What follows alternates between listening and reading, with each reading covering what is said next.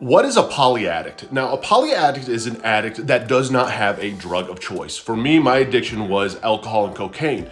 Cocaine was my obsession. I was doing 1 to 8 balls of coke a day. I did not go for any other drugs than that. I didn't go after meth, heroin, anything else. It was my obsession was that. So I was not essentially a polyaddict. A polyaddict is somebody who they don't have a drug of choice. Whatever they can get is what they're going to use. It is literally a scary form of addiction because you don't care. It can go from heroin to meth to whatever. You literally bounce around to whatever essentially that you can get to get high, to self-medicate for whatever you're trying to go through.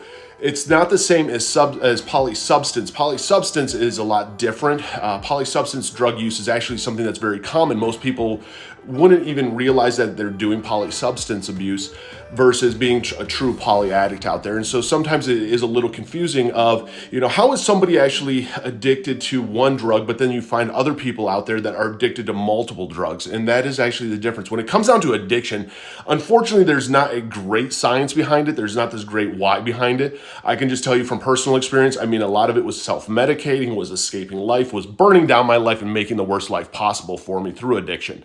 But when it comes to it, I can tell you this, I've been sober since 7/25/17, and it is worth it. It is worth it one day at a time. It is worth the withdrawals. It is worth the fight because it does get better.